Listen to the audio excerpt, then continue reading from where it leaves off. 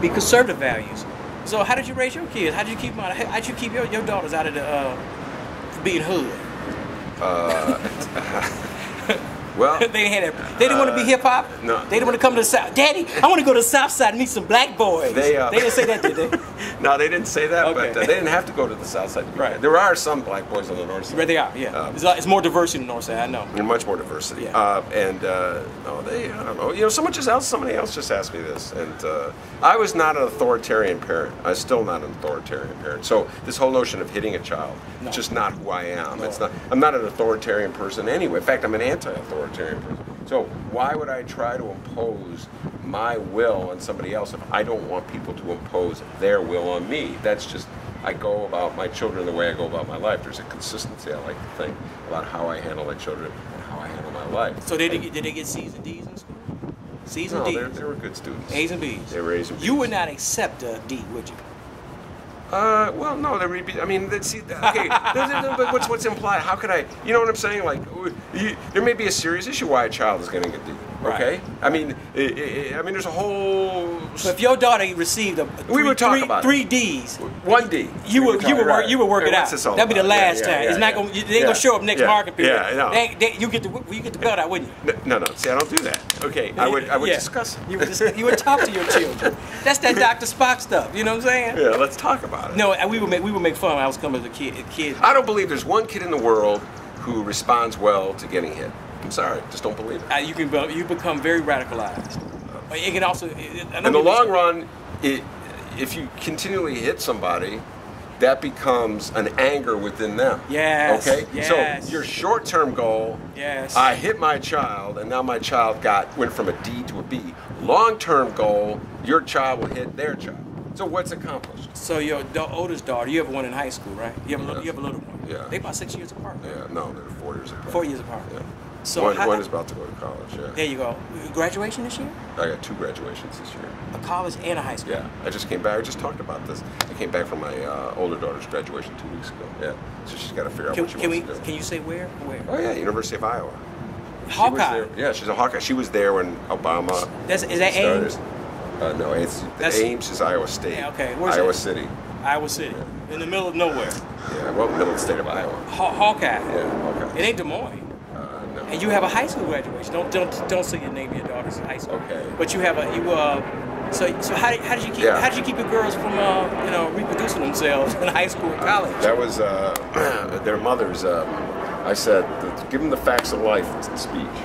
I'm not the kind of father that's going to talk about those things. I can't do it. I can't. Even with my son, I'll give him a whole bunch of prophylactic. Well, if it was a son, I probably could handle it. The daughter thing is a little weird, don't you think? The daughter, I would tell my daughter, I'd just be clinical. I couldn't get to the nuts and bolts about it. But that's if you have a wife for it. Yeah. You talk to her. Yeah, about no. It, you know what I mean? You talk about it. Did you talk about it? Good. Talk to her. Give them that speech. I know people that they come to me. They said, you got to give them the speech, Mark. You cannot pretend that it's not happening. No, you know what I do now? No, I give them consequences. I rail against children who reproduce themselves. Wow. I talk about it all the time. I say it's the dumbest damn thing in the world. Okay, here's a question for you. I rail against that. Do you talk to your children the way you're talking to me right now? Like, for instance, do you rant and rail about things that really yes. They hate it. Irritate you. Yes. The only difference that I don't do the sexual innuendo and the double entendres. We leave all that stuff out. Okay. we leave the dirty stuff out. Do you talk to your children about the mistakes you've made? Yeah, and I do it when I speak to public school students. I do it, and they say it's kind of backwards because when I speak to my children, I say, listen, I dropped out of school 30 years ago. I try to fight the man, try to take the system down, and here he is. You don't do that. You know what I'm saying? Yeah. You know what I mean? So we make mistakes, we make choices, and you got to figure out, do I fight the system, or do I be a good Negro and read the teleprompter and make $1 million on TV? I get the $1 million. We had this discussion when I first met you and talked to you 10 years ago. Yeah. Because I think you're so gifted and talented at, first of all, humor and just quick on your feet. But you can't. But you have to be a race neutral Negro. And I never want to sell out. And to make it, in fact, I'm thinking about writing a book on this subject in a roundabout way, about to get where if you really want to make the dollars, you have to be race neutral. You have to be anti. You have to be, middle of the road. You can't say anything controversial. It's like the Dixie Chicks girl. Wait a minute. Remember the Dixie Chicks girl? Yeah. I mean, she's not even singing with the Dixie Chicks no more. Wait. Because she said something about George Bush. What's that? They turned on her. That comedian. Not Lenny Bruce. No. George Carlin. He's not race Richard neutral. Pryor. No. Oh, Richard Pryor's a great one. He wasn't race neutral. He made $1 million. No. But He was never against the system. He wasn't talking about we gonna take over the man, and we wasn't. He was, and I would never call Richard Pryor a buffoon, but it's comedy. He was phenomenal, but it's comedy. What about that young man, the young guy? What's his name? Jackson. Cat Williams? Cat Williams. What about Cat Williams? I never seen Cat Williams. Only a few seconds on YouTube. He was great. Yeah. But it's a certain lines you don't cross, so you can't. It's like the Dixie Chicks girl. You thought he was great what he said about Michael Jackson. That's what got me. I don't know what he said. What did he say about Michael Jackson? He ripped into Michael Jackson. Well, but see, he's not talking about. Well, Michael Jackson was white. No, I'm just kidding. But the point is that he's not talking about European Americans. So you can't say anything. You can't say anything bad. It's like with Kanye West. He got lucky. Yeah. When he said George Bush don't care about black people. Yeah. His career was almost over until George Bush's mama said when the people came for Katrina, they came to Houston. She said, "How long they gonna be here?" And I'm paraphrasing, and it let Kanye off the hook because Kanye was toast. You know what I'm saying? That's the greatest thing he ever said. It was phenomenal. It's just like Rihanna and Chris Brown. I met Chris Brown, nice guy. I met Rihanna, nice girl. In the limo.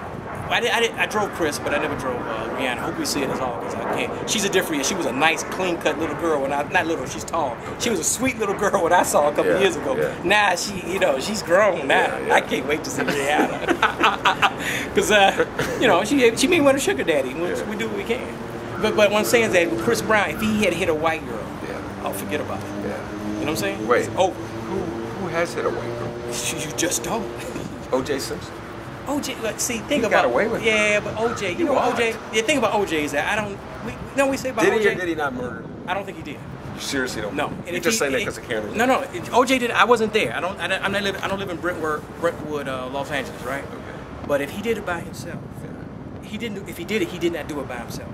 And one thing I learned about being in the media, I heard a lot of stories behind the scenes. Yeah. They never tell you the real stories. Being you're a reporter, you probably heard some personal rumors about politicians and leaders and business people that you could never repeat on the air. You could never. You probably heard the same rumors.